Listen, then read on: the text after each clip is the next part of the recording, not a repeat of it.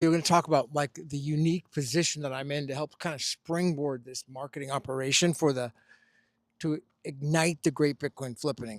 And we're coming up here on my old pad right now. Just I'm walking by. I happen to be in the same neighborhood by this ER hospital. Do the bricks, the the front,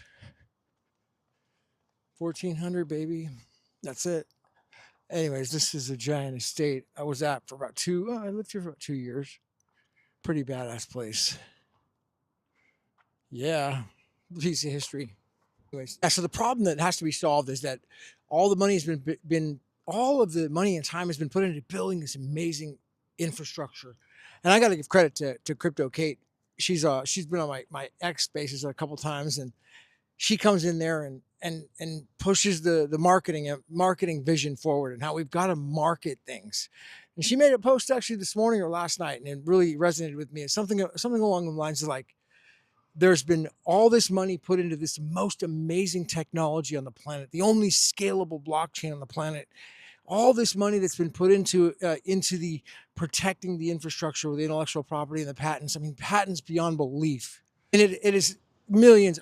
Right now, the patent protocol alone sold for $500 million a few years ago. So we know there's a massive value to the intellectual property. The Teranode team that's been funding. Well, Dr. Wright came out and said again, this was reported by CryptoKate when she did an interview there with him, and he was spending $30 million a month on scaling Bitcoin.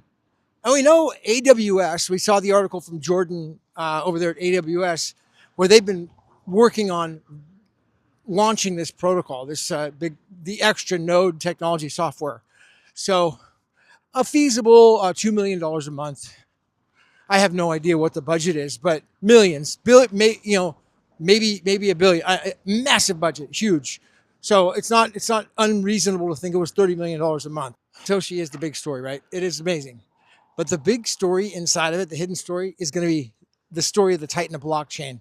I don't think they'll maybe mention the name Titanofblockchain in the movie, but it's going to be my part of it, on my spin. And that is his story coming up from Canada, making it all the way to the top into Bodog, and then having the giant government come after him and indict him for 100 years of time for the money laundering, and him to negotiate, basically not even negotiate, he did a strategic deal, his immunity and freedom, and now and then to, of course, partnering with Stephen Matthews and the Centibet team, and then finding out about Bitcoin because the gambling company Bodog had a problem with payment processing, to then rescuing the protocol 2015, bringing it forward, and then the entire killing Satoshi operation coming to light. And I'm framing this as a narrative. It's alternate reality 2. The survival of Satoshi, which would have been winning the Copa case, that would have been the survival of Satoshi after Kleiman, because remember the Kleiman case gave Dr. Wright all of the rights to those to the Satoshi estate, basically the fortune. He got all the rights to those coins. The trust, he's the only person with those rights, nobody else. So I've seen a lot of those wallets move. So he got the fortune, he got control of all the wallet addresses, and then he sued for the Satoshi naming rights over the Bitcoin, and he lost that case. Now, if he would have won that case, Satoshi would have continued on. He lost the case, and so alternate reality 2 came forward, which is kill off Satoshi, create immunity for, in this case, Dr. Wright, really.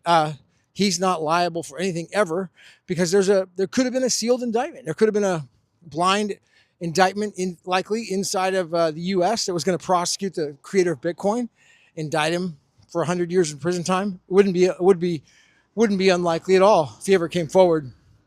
So now that he's never going to come forward, it gives Dr. Wright not only the controlling of the fortune, but total immunity. So there is not a story out there, dude, in crypto or anywhere else like this.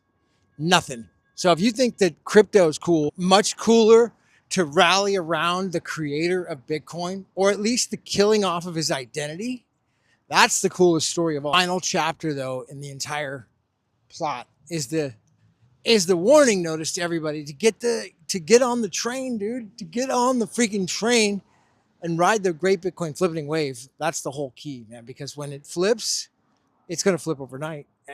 And the big one, the meme coin, the altcoin, BTC, will be stop being mined.